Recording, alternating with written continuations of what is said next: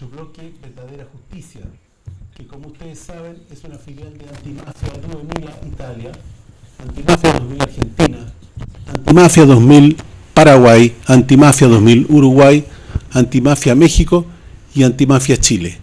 Aquí estoy junto a María Cecilia Bartolín, que les saluda. Hola, ¿qué tal, amigos? Feliz nuevamente de poder estar con ustedes, invadir un poquitito su hogar para entregarles información interesante. Sí, tenemos un interesantísimo invitado en esta oportunidad. Él es Lucio Cuenca, director del Observatorio Latinoamericano de Conflictos Ambientales. La verdad que es un tremendo invitado, hace mucho rato que lo estábamos persiguiendo y por fin lo traemos acá. ¿Cómo estás, Lucio? Qué gusto tenerte por esto. María Cecilia, a todos los vecinos y vecinas que están viendo este programa, mucho gusto de estar acá. En realidad nosotros hacemos mucho trabajo con organizaciones territoriales, entonces a veces cuesta los sábados o los días en la tarde poder participar de algunas iniciativas, ¿no? Así que me excuso si no pudimos estar antes en este y en otros programas y en este canal, así que encantado de estar acá. Bueno, sabemos que muy ocupado, sobre todo este año, que ha sido un año bastante complicado.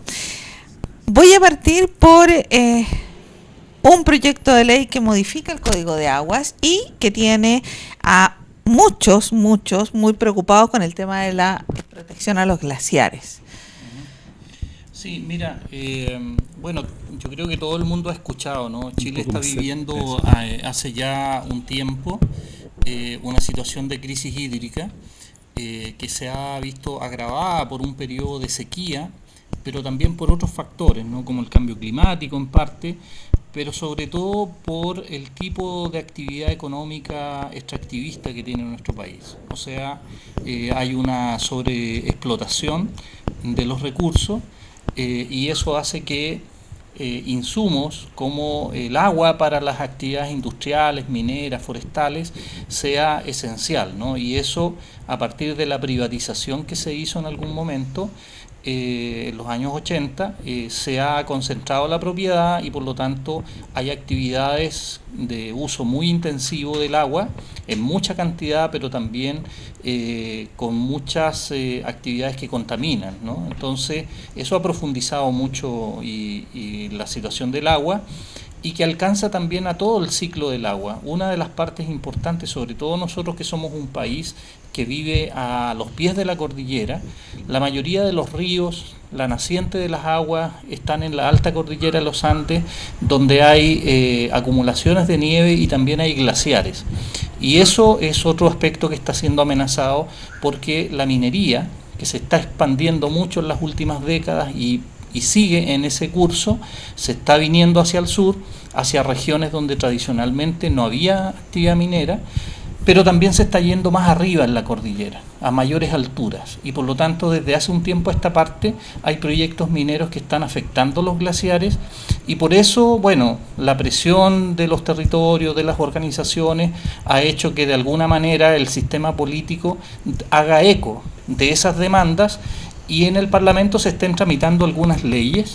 Lamentablemente no dan cuenta de todo el problema, no dan cuenta de la profundidad del problema y se sigue sobre todo cuidando más el interés económico que efectivamente el cuidado del agua y los glaciares. O sea, hoy día se está reformando el Código de Aguas, sí. Se está tramitando una ley de protección de glaciares y otra ley que es complementaria, que es para que no se constituyan derechos de agua sobre los glaciares, o sea, que no se apropien del agua que sale inmediatamente en el proceso del agua que entregan los glaciares en distintas épocas del año, y de esa manera tener una mayor protección del ciclo hídrico.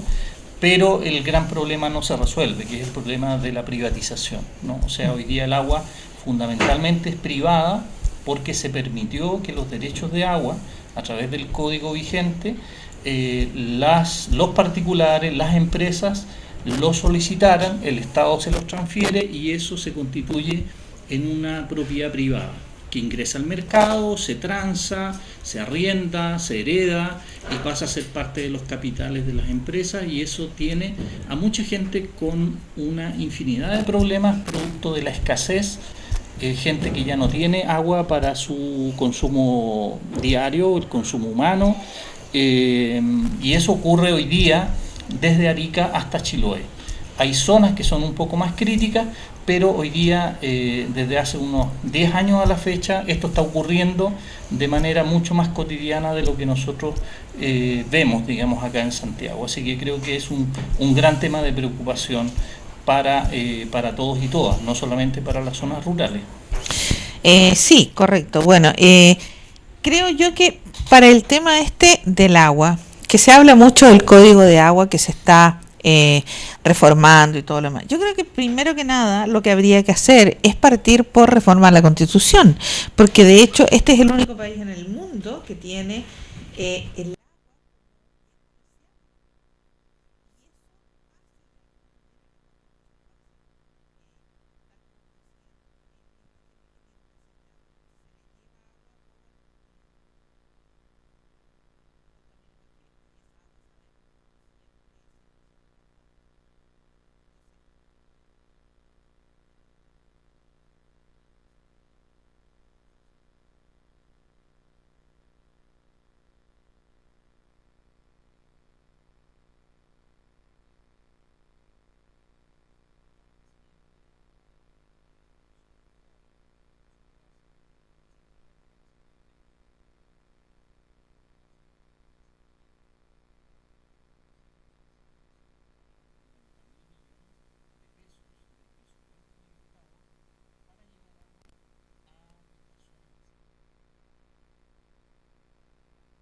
Pero desde Santiago hacia el norte ya eso ocurre a lo largo de todo el año prácticamente. Entonces hay una serie de, aparte de los problemas sanitarios de las enfermedades que proliferan, de la calidad de vida que se deteriora, que se empobrece mucho más la vida de las personas y de las familias, eso tiene un altísimo costo también adicional para por donde se le mire hoy día, la privatización del agua, la concentración de la propiedad del agua, el haber separado el agua de la tierra. Antes, hasta el código del año 81, la tierra y el agua se gestionaban de manera conjunta. Cuando se crea este código para generar el mercado del agua y que el agua pueda ser transferida entre la minería, la agricultura, etcétera, independiente de la actividad que la use, se separó la propiedad de la tierra de la propiedad del agua. Y eso facilitó. Entonces, un agua que se usa en agricultura para producir alimentos, al día siguiente se vende y se usa en minería. De eso el Estado no tiene ningún control, no se sabe. Y resulta que, para que lo sepan los vecinos y las vecinas, usar el agua en minería es distinto a usar el agua en agricultura. En agricultura el agua que se usa para riego en parte se absorbe por las plantas, en parte se infiltra en el suelo, escurre y vuelve a ser parte del ciclo del agua, ¿no? O se evapora y vuelve a través de la lluvia a reincorporarse en el ciclo del agua. Pero en el caso de la minería no es así. En el caso de la minería se usa las 24 horas del día, se contamina el agua y prácticamente no se vuelve a reusar. No se puede usar porque no hay tecnología ni dinero que quieran gastar las empresas que lo hacen para descontaminar esa agua. Por lo tanto, se pierde completamente. Entonces, por eso estamos en una situación tan problemática con la crisis hídrica y que ha puesto en el centro, los últimos años, la recuperación del agua, ¿no? Que el agua vuelva a ser un bien público, que el agua, como lo dice Naciones Unidas, sea considerado un derecho humano, ¿no? O sea, que esté garantizada el agua para el consumo humano, para el saneamiento y para que se puedan respetar y garantizar el ejercicio de todos los derechos humanos, porque el agua está asociada a la alimentación, el agua está asociada a las condiciones sanitarias de vida, o sea, el agua cruza transversalmente toda nuestra vida y por lo tanto, cuando Naciones Unidas dice el agua como derecho humano, no solo está diciendo aquí tenemos que tener un vaso de agua para consumir diariamente. está diciendo que se necesita garantizar el agua para todo el ciclo de nuestra vida, incluidos los ecosistemas, incluido la producción de alimentos, incluido también otras actividades que generan empleo, que generan actividades económicas que permiten también la vida de las personas y de las familias, pero de manera respetuosa con la naturaleza y en este caso en particular con el agua. Dos cosas me asaltan dudas.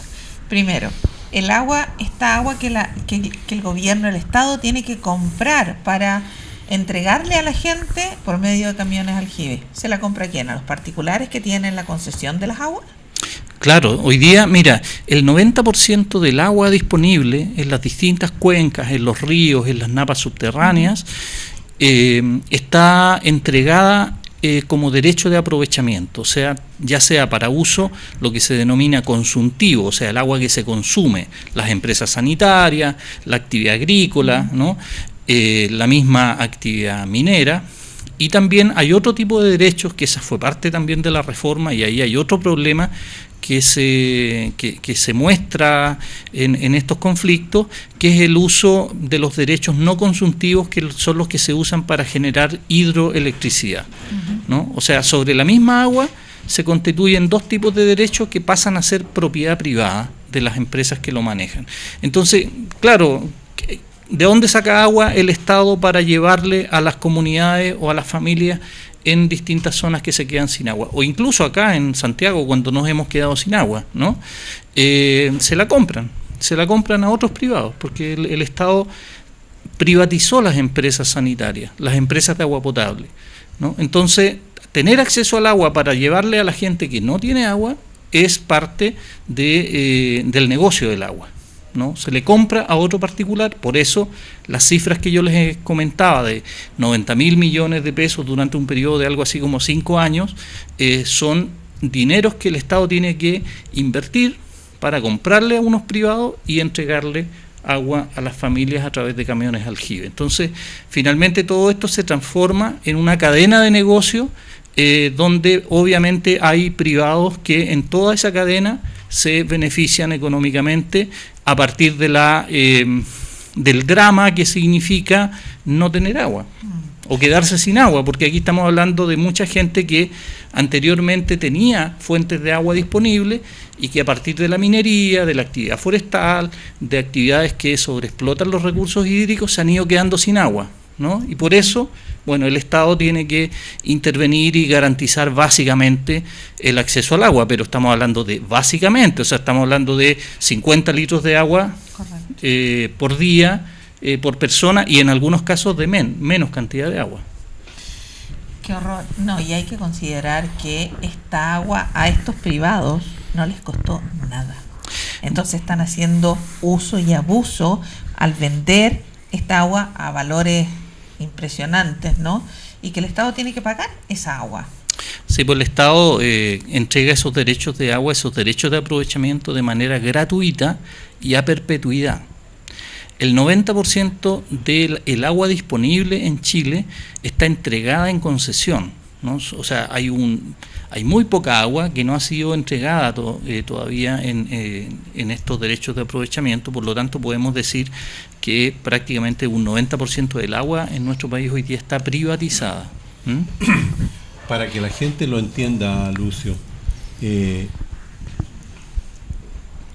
entiendo que cuando tú dices que esos derechos se entregan en forma gratuita es porque estaban incorporados a la superficie de terreno, o sea, al terreno. O sea, tú compras un terreno, viene con derechos de agua, ¿cierto? Y la ley, a partir de cierto tiempo, permitió que esos derechos independientes del terreno tú los puedas sacar y los vendes. Exacto. Entonces, estás lucrando con algo que en el fondo se te regaló. Eso es para que la gente lo entienda. No, y estamos hablando de negocios que son cuantiosos, sobre todo en el norte de Chile con la actividad minera.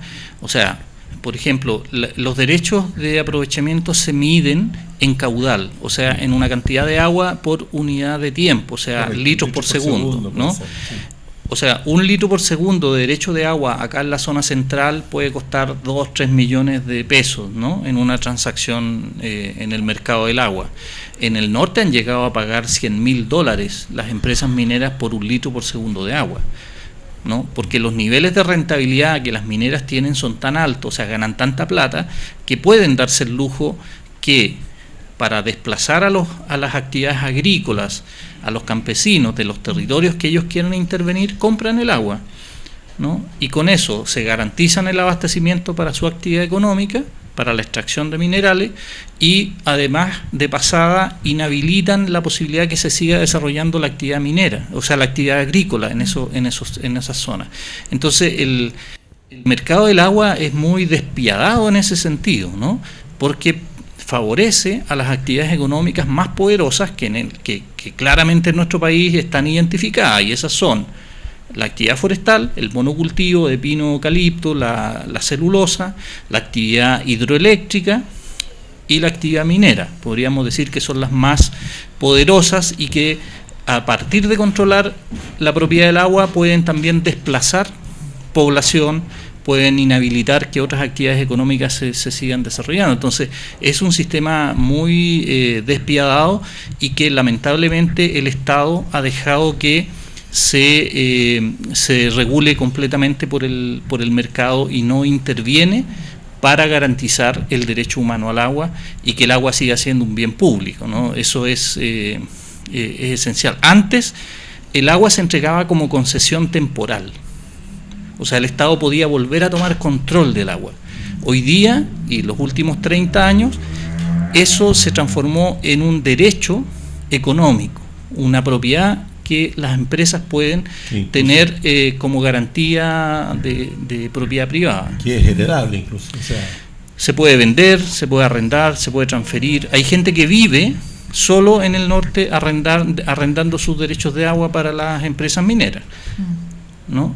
Entonces se ha transformado en una actividad también especulativa. O sea, gente que tiene dinero, que en algún momento pidió derechos de agua, ¿no? Los acumuló y luego se los arrienda o se los venden directamente a las actividades económicas más poderosas. Entonces, realmente es un sistema donde el Estado ha tomado palco.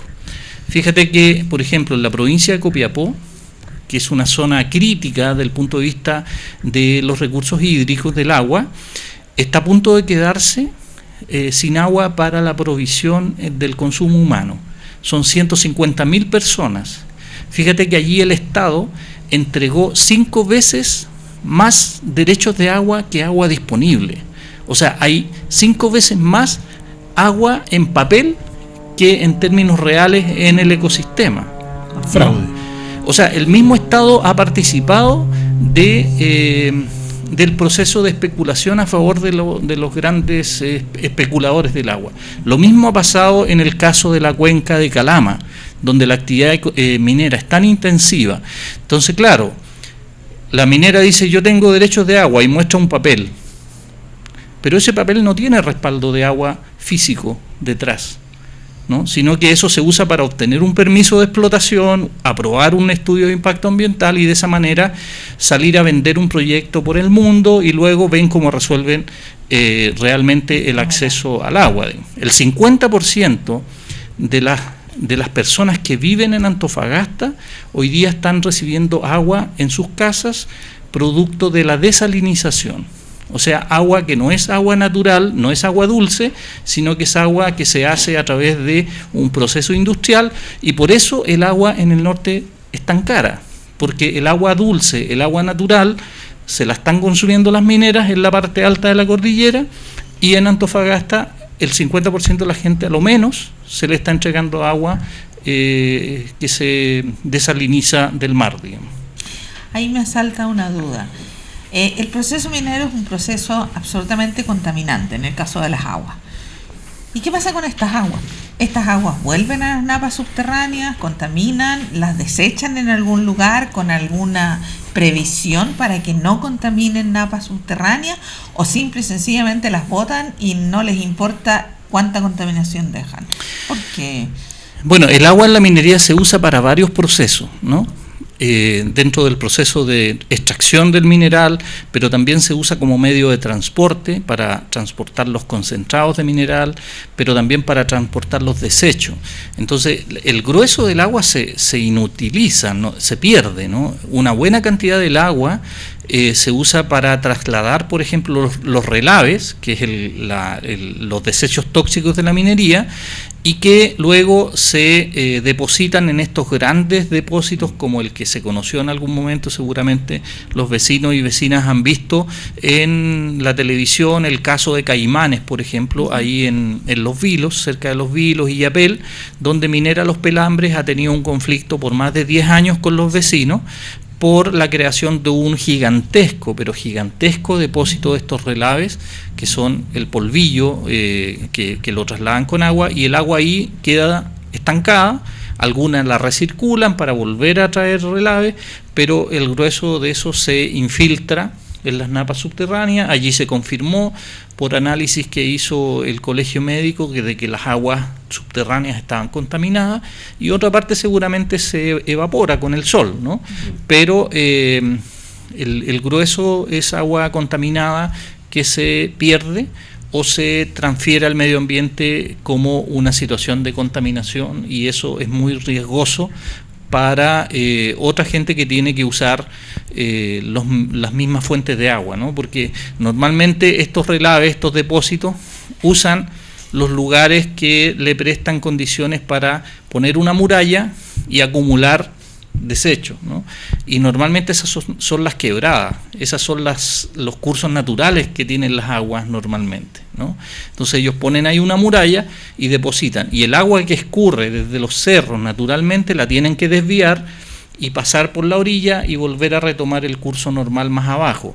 Pero en ese proceso, que normalmente no es muy cuidadoso, se transfieren muchos niveles de contaminación al suelo, al agua, a través del viento, a la misma población, a la vegetación, y por eso en la mayoría de los lugares donde se desarrollan hoy día estas faenas, que son empresas transnacionales privadas esencialmente, hoy día la menor cantidad de minería, alrededor del 28%, solamente lo hace la empresa estatal.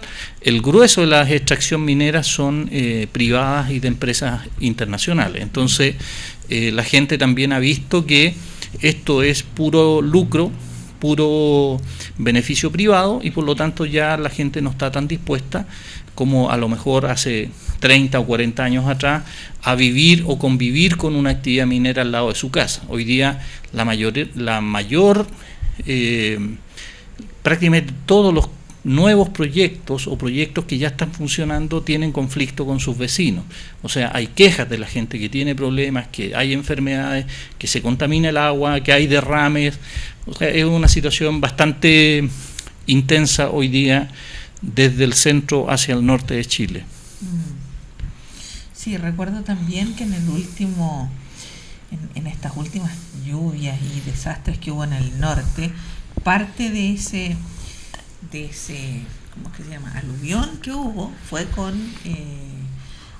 tierras y de estos relaves contaminados que llegó a la ciudad. O sea, hubo una contaminación brutal, sí, de la claro, que se habló muy poco. Ahí en Tierra Amarilla, en Copiapó, en la zona de Chañaral, en Arica por el plomo donde se depositaron. Ahí el caso de Arica es que se trajeron desechos tóxicos mineros desde Suecia hacia Chile, sí, y se depositaron en un sector de la periferia de Arica, donde luego se construyeron viviendas básicas, viviendas sociales, ¿no? Y allí mucha gente, miles de gente, en la población Cerro-Chuño, los industriales, quedaron contaminados. O sea, por más de 20 años han estado sufriendo problemas asociados a la presencia de arsénico, de plomo, fundamentalmente en ese caso.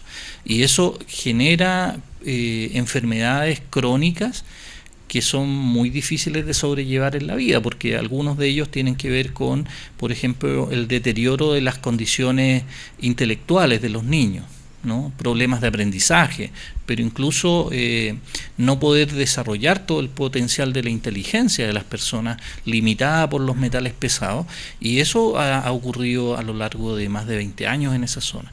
Y eso es lo que ocurre también en Huasco, ahí en Illapel. Entonces, lo que ha ocurrido en Chañaral es la bahía de Chañaral se transformó en un depósito de desechos tóxicos durante 50 años. Allí primero empresas norteamericanas, luego Codelco, desde el 90 en adelante, hasta el año 90, durante 50 años se tiraron directamente los relaves al mar, ¿no? Chañaral es una zona extrema, es uno de los desastres mineros que está calificado como uno de los más grandes del mundo por la dimensión, ¿no? Por la escala en que se generó toda esa contaminación. Y la gente hoy día tiene que seguir acumulando problemas de salud y no hay una preocupación. No sé si ustedes se acuerdan, hace algunos años atrás, incluso el presidente Ricardo Lagos se fue a bañar a la bahía de Chañaral, cometiendo un acto de extrema irresponsabilidad, diciendo que en esa bahía no había contaminación, ¿no? Como si hubiesen desaparecido 50 años de contaminación minera. Y la gente sigue sufriendo las consecuencias hasta el día de hoy. Y cuando fueron los aluviones, toda esa zona, además, fue arrastrando, ¿no?, estos desechos y generó un problema mucho más complejo, además de las consecuencias de los aluviones, el problema que los lodos que se arrastraron y que fueron a salir por esa zona de la bahía de Chañaral, también tenían contaminación minera. Entonces, son quizás situaciones de deterioro de la calidad de vida, de destrucción de la naturaleza, de contaminación, a las cuales en cierta medida nos hemos acostumbrado un poco, ¿no? Pero que cada día que tenemos más conciencia de los problemas que generan estas actividades, nos damos cuenta que se están vulnerando los derechos de las personas, vulnerando los derechos de las comunidades, y que esas cosas, si tenemos conciencia de que son un perjuicio para la comunidad, tenemos que tomar medidas sobre eso. Y eso tiene una primera responsabilidad del Estado, en este caso porque era la empresa estatal Codelco, pero también el resto de las autoridades, las municipalidades, el servicio de salud, ¿no? De tomar medidas para que se pueda no seguir profundizando ese tipo de problemas. ¿Qué pasa con el tema de estas empresas que contaminan claramente y que ahí efectivamente está comprobado, digamos? ¿Qué pasa con las multas? ¿Qué pasa con...? Porque tiene que haber, creo yo, una legislación que diga que si tú contaminas, se te va a pasar una multa. Supongo yo, uh-huh. no sé del tema, por eso consulto. Pero es lo lógico, digamos. Sí, mira, a partir de los 90, en que empieza la transición a la democracia en Chile, también Chile se tiene que ir poniendo a la altura de los cambios que van ocurriendo en el mundo, ¿no? Y la preocupación por las cuestiones ambientales en el mundo viene de los años 60, 70, donde ya tanto la ciencia como los estados empiezan a tomar conciencia de esto. De ahí surgen muchos movimientos sociales, socioambientales, ecologistas, etcétera, en distintos lugares del mundo. Chile estuvo, por el periodo de la dictadura, estuvo un poco al margen de eso, ¿no? Y cuando parte la transición el año 90, nos empezamos a poner en cierta medida un poco al día. Pero todo esto se da en un juego de nuestro sistema democrático bastante precario, ¿no? Donde normalmente se legisla o se hacen normas para que se negocian con las empresas. Entonces el bien común, ya sea el medio ambiente o la salud de la población, no son los temas prioritarios, sino que es el tema de la inversión extranjera, el tema de las utilidades, el empleo, ¿no? Y hemos terminado hasta ahora con una legislación un tanto débil, donde se le deja mucho espacio a las empresas para desarrollar sus actividades, transfiriéndole costos de sus actividades a la gente. O sea, situaciones de contaminación del aire, del agua, o sea, terminamos todos nosotros subsidiando de alguna manera a esas empresas que realizan sus actividades con altos niveles de contaminación, y nosotros nos quedamos con el problema. O sea, nosotros nos quedamos con los problemas de deterioro del medio ambiente, pero también de salud de la población. O sea, finalmente los niños de Huasco, de la comuna de Huasco, que hoy día están afectados por metales pesados, producto de las termoeléctricas y de una planta fundidora que tiene ahí la empresa CAP,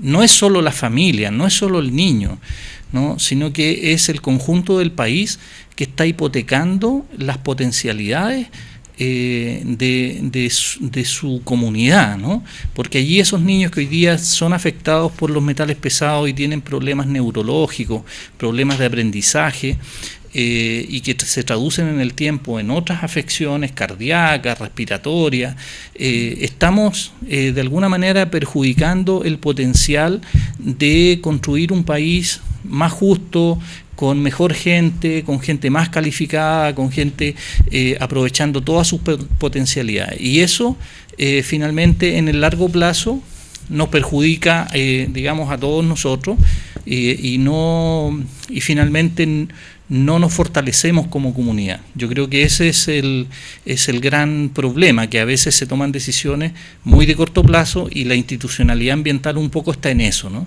Entonces las multas, se cursan las multas, se han hecho más caras las multas, se les sanciona con más millones a las empresas, pero finalmente las empresas incorporan esto en sus costos de operación. Entonces no se transforma en una medida ejemplificadora, en una medida realmente de sanción, ¿no? Sino que se incorpora como en la operación de los negocios y no significa un cambio de comportamiento, un cambio de tecnología, un mejor hacer las cosas. Entonces yo creo que allí estamos en deuda, ¿no? Estamos en deuda con los distintos territorios y comunidades que en algunos casos les toca con más fuerza y con mayor intensidad los problemas ambientales y la contaminación. Por eso ha surgido, ustedes tienen que haber escuchado esto de autodefinirse como zonas de sacrificio. Correcto. O sea, zonas donde las actividades industriales son tan intensas y contaminantes que se han naturalizado los problemas de salud, se ha naturalizado la destrucción de la naturaleza. El caso de Huasco, por ejemplo, el cultivo de las aceitunas, la pesca artesanal, la CAP descarga directamente sus desechos al mar. Entonces, bueno, hay una acumulación de problemas. Y eso tú lo tienes en Coronel, tú lo tienes acá en Ventana, tú lo tienes en Mejillones, lo tienes en Huasco, ¿no? Que son zonas...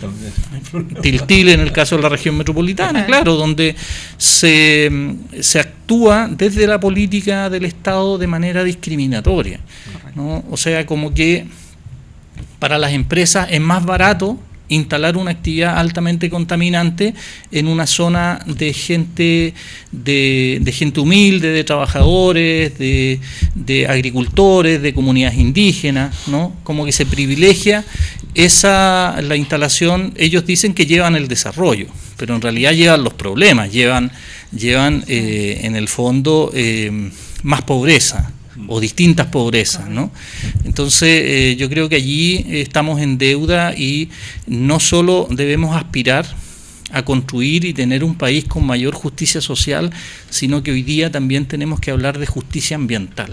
O sea, si tomamos democráticamente una decisión respecto a qué actividad económica vamos a desarrollar, que los impactos de eso también se distribuyan equitativamente dentro de la sociedad. O sea, no podemos cargarle la mano a un sector de la ciudad. Por ejemplo, Santiago, las comunas periféricas, sobre todo del poniente, son las que más sufren los problemas de contaminación del aire, de los temas de saneamiento de las plantas de tratamiento de las aguas servidas, ¿no? Y resulta que los problemas se generan sobre todo en la zona oriente, donde la gente tiene más autos particulares, ¿no? Donde hay también calefacción a leña, etcétera, etcétera.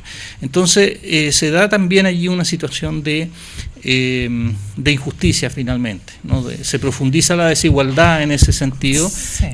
y el Estado no está velando porque esas cosas sean parte de cómo funciona la democracia. ¿no? Sino que... Lo que pasa es que claramente, y es mi punto de vista, claramente se perjudica a la gente de los sectores más pobres porque ninguno de ellos tiene acceso a pagar un abogado y hacer una demanda brutal. Allá arriba, con la gente que tiene grandes ingresos y que tiene contactos y conexiones, tú comprenderás que no lo van a hacer porque, oye, va a colocar una demanda, va a empezar a llamar a los amigos, a los conocidos, a los contactos, a las influencias, y va a dejar un escándalo y la empresa no quiere eso. Entonces, ¿qué hace? Pero fíjate, disculpa, que también lo que hemos visto en los últimos años, que lo que ha quedado al descubierto es que tenemos un sistema político, o sea, quienes administran el Estado y tienen que tomar decisiones sobre el bien común, han sido capturados por los intereses empresariales, ¿no? Y eso ha quedado a la vista en los últimos años con los escándalos de corrupción que se han... Y muchos, fíjense ustedes que la ley ambiental, la ley de pesca, el royalty minero con el que el país pretendía recuperar más dinero para las arcas fiscales de acuerdo a la tributación minera, se ha descubierto ahora, después de varios años, que las tres leyes fueron legisladas desde el sector empresarial. O sea, hay diputados y senadores hoy día procesados por cohecho. Hay exministros de gobierno que estuvieron involucrados en eso. Entonces tenemos una mala legislación porque los parlamentarios no quieren. O sea, tenemos una mala legislación también porque hemos permitido, a través de no democratizar más este país, no cambiar la Constitución, de que los intereses empresariales, y sobre todo los grandes intereses empresariales, como las empresas mineras, forestales, pesqueras, etcétera, de alguna forma capturan, ¿no?, el poder de decisión y finalmente no se ejerce la democracia, ¿no?, sino que estos representantes de la soberanía popular finalmente lo que están haciendo es legislar para los intereses empresariales. Entonces yo creo que eso hay que tenerlo muy claro porque de repente... No, que los diputados, claro, los diputados y ganan mucha plata y son los diputados y los senadores que ganan más plata en el mundo, de acuerdo a lo que se ha visto en la televisión en los últimos días, como noticias, digamos, a partir de un proyecto de ley que pretende bajar sus ingresos, y todo el mundo se escandaliza. ¿Para quién se está legislando?, ¿no? Y hemos visto subsecretario, ministro, el ministro Longueira procesado por la ley de pesca, ¿no? Hay otro subsecretario de minería del gobierno anterior de Piñera que está procesado por también recibir dineros de empresas mineras para legislar a favor de las empresas mineras, pero también para favorecer el proyecto Dominga. Ellos recibían plata de Penta, del grupo Penta, ¿no? Entonces yo creo que no hay que perder de vista que lo que nosotros denominamos como el extractivismo, o sea, este pilar de la actividad económica que se nutre sobre todo de sobreexplotar los recursos naturales, la naturaleza, el bien común, no solo genera impactos ambientales, sino que ellos lo que buscan es corromper el sistema, ¿no?, para garantizar sus intereses. Y eso es lo que hemos visto durante todo este tiempo, y lo hemos visto en los territorios, cuando la gente se ha manifestado opositora a un proyecto, disidente de una actividad económica que saben que van a ser perjudiciales para sus condiciones de vida, y por arte y magia del Espíritu Santo, a pesar de la oposición mayoritaria de la gente, los proyectos igual siguen siendo aprobados. Y la institucionalidad ambiental y la ley ambiental les entrega legalidad, pueden hacerlo legalmente.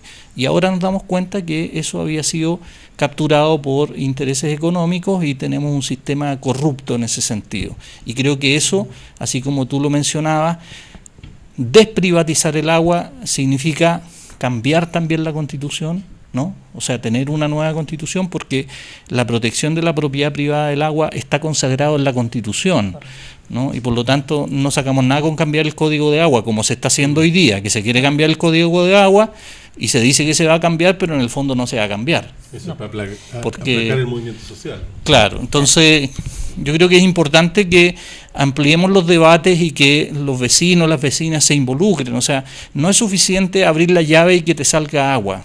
Hay que preguntarse de dónde viene el agua, por qué el agua que consumimos es tan cara, por qué tenemos que pagar el saneamiento del agua, ¿cómo se llama? Las aguas servidas.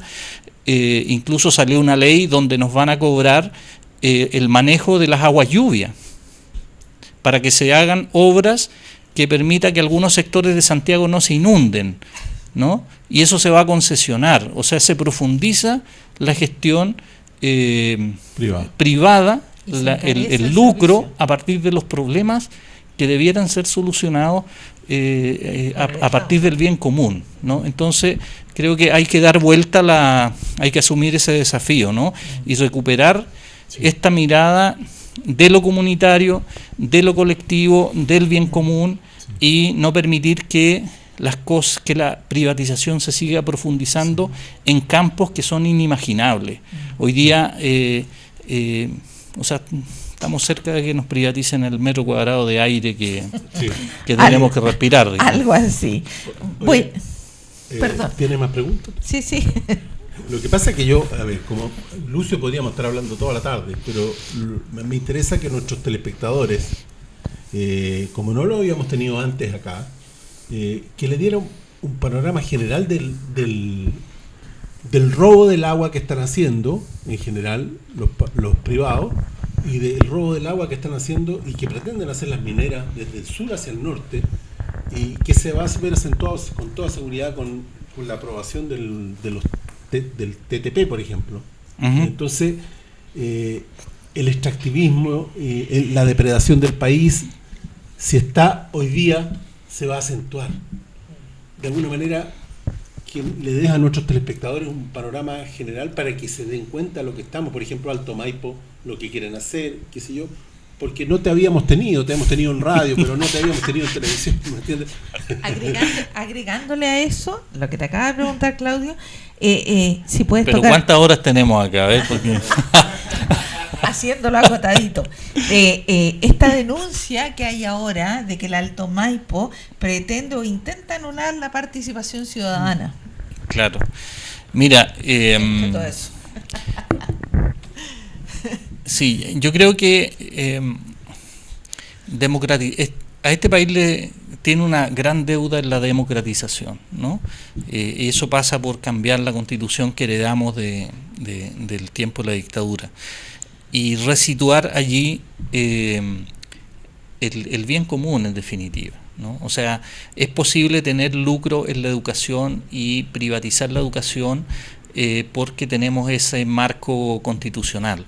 Es posible que hoy día el 72% de la minería, con los costos ambientales y sociales que está teniendo en distintas regiones, es posible por esa constitución. Es posible que el 90% de los derechos no consultivos de agua estén en manos de 3 empresas hidroeléctricas y el 80% de eso en manos de Endesa, ¿no? Que antes fue estatal y que fue privatizada y ahora son capitales italianos los dueños de esa empresa. O sea, eso es posible a partir de esa lógica. Entonces, y eso está nunca antes en la historia de este país, a pesar de concebirse como un país minero, entre comillas, se ha explotado la actividad minera como se ha hecho en los últimos 25 o 30 años. Nunca antes.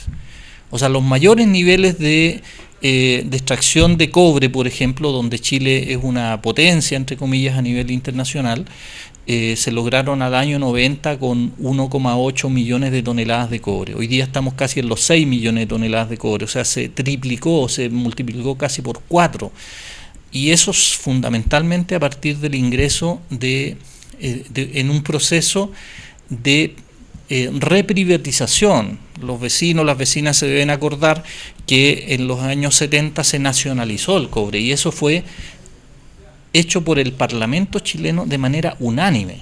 O sea, no era un problema de izquierdistas, era una demanda de soberanía económica del país. Y eso luego se reprivatiza desde el 90 en adelante. Y hoy día el 72% de ese cobre se lo llevan empresas privadas, que casi no pagan impuestos, que casi no entregan empleo. El empleo directo de la minería hoy día, porque se juega mucho con estas cifras, de acuerdo a las cifras de Cochilco, del Ministerio de Minería, representan el 1% de todo el empleo nacional, de toda la fuerza de trabajo del país, de un poco más de 8 millones de chilenos y chilenas en capacidad de trabajar. La minería solo entrega directamente 67.000 empleos y 238.000 el total con el empleo indirecto, o sea, con la tercerización de las actividades. Entonces hay que poner en la balanza esas cosas. Ahora, la pregunta que me hacen en realidad, o la sugerencia de tocar los temas haciendo un barrido de la situación, es bien desafiante, digamos. Pero yo creo que hay dos cosas. Por un lado, se ha profundizado la depredación, ¿no? Desde distintos ámbitos, sobre todo a partir de inversión extranjera. Pero por otro lado también nosotros hemos visto que han surgido muchos movimientos que nosotros le denominamos socioambientales, movimientos territoriales, redes, articulaciones en las cuales nosotros también participamos, como el movimiento por la recuperación del agua y los territorios a lo largo de todo Chile, que han venido poniendo atajos, ¿no?, que han logrado paralizar grandes proyectos, grandes inversiones muy perjudiciales para nuestro país. Entonces yo creo que para mí eso es lo esperanzador, ¿no? Eso es lo que se da en muchos lugares de Chile, porque si no, la depredación, la destrucción social y ambiental sería mucho mayor de la que conocemos, la desigualdad, porque esto también tiene que ver con la desigualdad. O sea, acá no solo hay una mala distribución de la riqueza en nuestro país, hay una mala distribución de los males que genera esa producción de la riqueza, ¿no? O sea, los sectores más humildes, los sectores de niveles socioeconómicos más bajos, los pueblos originarios, las comunidades campesinas, los pescadores artesanales, son los que sufren mayoritariamente, y también en el sector urbano, ¿no? O sea, no es solo en zonas rurales, es allí donde se profundiza la desigualdad al profundizarte este modelo de extracción intensiva de los bienes de la naturaleza, del bien común, etcétera. Entonces, yo creo que tenemos esas dos caras, ¿no? Tenemos una lógica muy intensiva de depredación, pero también tenemos muchas iniciativas de oposición, de resistencia a que esto se siga expandiendo. Tenemos muchas iniciativas de gente que está buscando alternativas a este modelo basado en la extracción infinita, digamos, de la naturaleza, que está desarrollando sus propias actividades alternativas, comunitarias, etcétera, y creo que eso es lo esperanzador en todo este derrotero, ¿no? Pero hay un apetito y un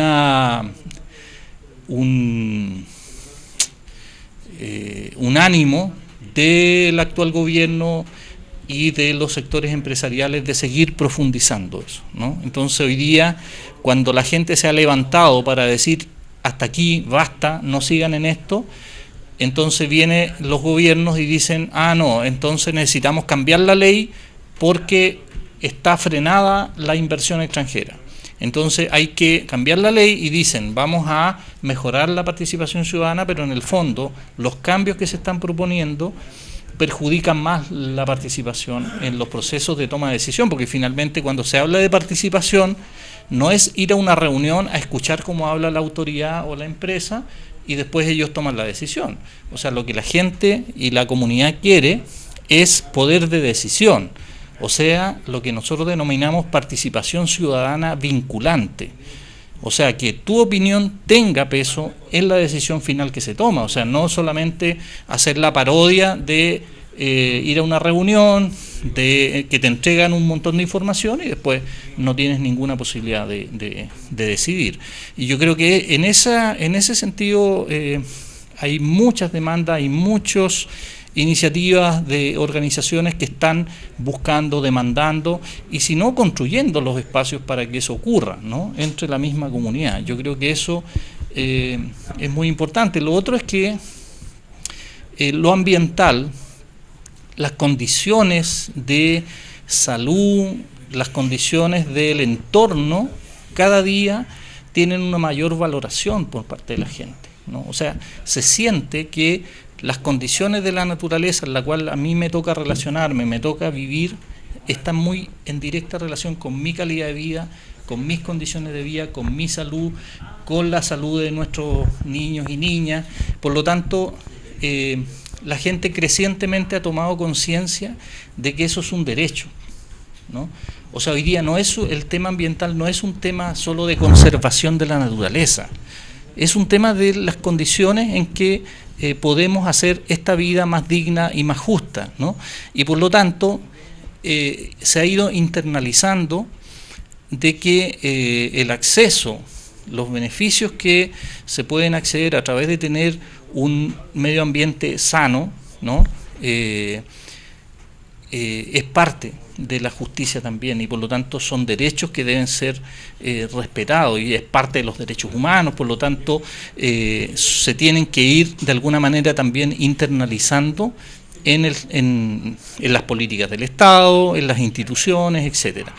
Lamentablemente estamos en una situación de mucha presión, ¿no? Pero que va a depender de nosotros, de los movimientos sociales, de las organizaciones, hasta dónde pueden avanzar los intereses empresariales depredadores en el fondo y hasta dónde nosotros le vamos a permitir que eso se siga profundizando, ¿no? Sin duda las empresas tienen un apetito infinito, las mineras, las pesqueras, las forestales, etcétera, pero va a depender de nosotros si nos organizamos, si nos coordinamos, si nos articulamos para recuperar el agua, para recuperar también los bienes estratégicos del país, ¿no? O sea, sin duda, Chile es la reserva más importante de cobre del mundo, es el principal proveedor de cobre en el mundo y eso hoy día se va prácticamente hacia y mayoritariamente hacia el sector privado. O sea, no son beneficios para...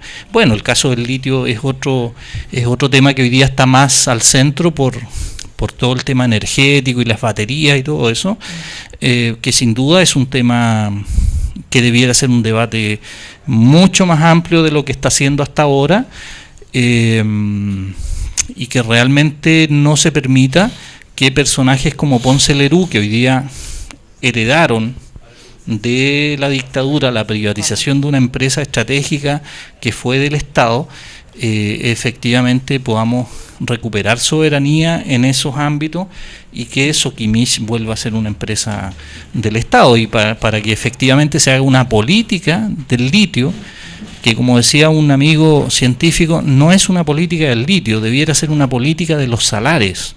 Los salares de donde se extrae el litio son ecosistemas muy importantes, pero donde también hay comunidades indígenas, ¿no? En el Salar de Atacama están la comunidad Licanantay, los atacameños, que desarrollan y por miles de años han desarrollado su vida en esos ecosistemas. Por lo tanto, no se puede llegar y entregarle a Soquimich 3 veces la posibilidad de extraer litio de esa zona sin considerar un ecosistema frágil y las comunidades que han vivido ahí durante mucho tiempo. Entonces creo que la manera de concebir la política, de tomar las decisiones, no puede seguirse haciendo como de manera autoritaria como se viene haciendo hasta ahora. O sea, aquí hay derechos de pueblos, hay derechos de comunidades que se tienen que resituar en el proceso de toma de decisiones, porque si no, esto huele más a un sistema dictatorial desde las empresas que a un modelo de sociedad democrática. Sí, lamentablemente huele a eso. Ahora, lo otro que a mí me encantaría, que el Estado chileno, más allá de los gobiernos, pudiera privatizar el litio, más el cobre de lo poco que tiene, y desarrollarlo aquí. No solamente vender el cobre o el litio en bruto como se hace, sino que desarrollar una empresa aquí para crear de alguna manera crear una empresa, crear desarrollo, crearlo aquí, no solamente llevarlo a otro país y desarrollarlo en otro país. Nacionalizarlo. No, nacionalizarlo y desarrollar una industria que no existe aquí. Lo que pasa es que eso justamente es debatir y construir otro paradigma de sociedad. Y hoy día, lamentablemente, los poderes que están tomando las decisiones no permiten eso, ¿no? O sea, hoy día la globalización económica, yo no comenté lo de los tratados de libre comercio y el TPP en particular, pero lo que se quieren asegurar las grandes corporaciones es justamente una especie de legislación o constitución que ya no solo les garantice y les proteja las inversiones, sino que les proteja las utilidades de esas inversiones, y que se cree un sistema donde ellos pueden apelar, que son estos paneles de arbitraje, que son como especie de tribunales privados donde las mismas empresas participan en su conformación, y donde las empresas pueden demandar a los estados al verse perjudicadas ellos le llaman sus expectativas de ganancia. Ni siquiera se dice, no sé, que cierta inversión el país le tiene que garantizar un 10% de rentabilidad. No se dice eso, o sea, se dice de expectativas de ganancia, ¿no? Y eso finalmente es un criterio que va a decidir la propia empresa en qué momento su inversión no entrega la rentabilidad de acuerdo a sus expectativas. Entonces, en el fondo, los tratados de libre comercio que se están firmando o los que se están renovando, o el TPP-11 que se ha firmado por Chile y otros 11 países, y que debiera discutirse en los próximos meses en el Parlamento chileno, nos va a amarrar las posibilidades de transformar este país, ¿no? De los que queremos un país más justo, más digno, más democrático, nos vamos a encontrar con que no vamos a poder cambiar la Constitución, o por ejemplo la cláusula de la privatización del agua. Si nosotros seguimos firmando estos tratados de libre comercio como el TPP, no vamos a poder cambiar la cláusula que establece que los derechos de aprovechamiento de agua se reconocen en propiedad privada, porque las empresas van a reclamar, porque eso es parte hoy día de su capital. Cuando el Estado le entregó un derecho de aprovechamiento de agua a perpetuidad y de manera gratuita a una empresa, eso pasó a ser parte de su capital. Y no sé si ustedes han escuchado, los vecinos y vecinas han escuchado cuando el presidente en la cuenta de junio en el Parlamento dice que respecto al agua vamos a tomar medidas para darle más certidumbre a la propiedad del agua. O sea, generar un sistema que permita que los privados, el derecho de propiedad que tienen sobre el agua, prácticamente se haga intocable. Y eso va a ser amarrado por los TPP, y eso va a ocurrir también con la minería, y eso va a ocurrir también con los medicamentos y las patentes y la propiedad intelectual, y eso va a ocurrir con el control de Internet, que ya no tan libremente se va a poder acceder a un montón de informaciones que hoy día es posible acceder, ya sea a material audiovisual, a libros, a textos, etcétera, que de alguna manera hoy día su disponibilidad más libre permite muchos beneficios para la comunidad. Eso es muy probable que en nuestro país ya no se va a poder seguir haciendo si es que se llega a ratificar estos convenios. Sí. El tiempo nos pilló. Yo quiero recordarle a la gente que toda esta información que nos ha dado Lucio está en www.olca.cl. Ahí encuentran todos los litigios, todos los problemas, todas estas denuncias, demandas, están todas allí. Sí. Pero también están allí todas las grandes peleas que se han dado y que han tenido muy buenos resultados para las organizaciones, para las comunidades, muchas alternativas que se están construyendo en muchos territorios, ¿no? Hoy día hay mucha resistencia desde los territorios que se está dando a la par del desarrollo de economías territoriales, o sea, un poco en contrasentido de lo que está ocurriendo a nivel general, pero que está buscando mejores condiciones de vida y defender la vida, en definitiva, ¿no? Correcto. Le damos las gracias a Lucio Lo dejamos Gracias, desde Lucio, ya de verdad. invitado para una próxima vez, Lucio, porque de verdad es muy importante que la gente se entere de todas estas cosas. Y qué más, darle las gracias a la gente por permitirnos invadir un poquitito su hogar con todas estas cosas interesantes que nos Aquí, salen. en TV8, donde la verdad se dice siempre. Muchas gracias. Gracias, Lucio. No, encantado.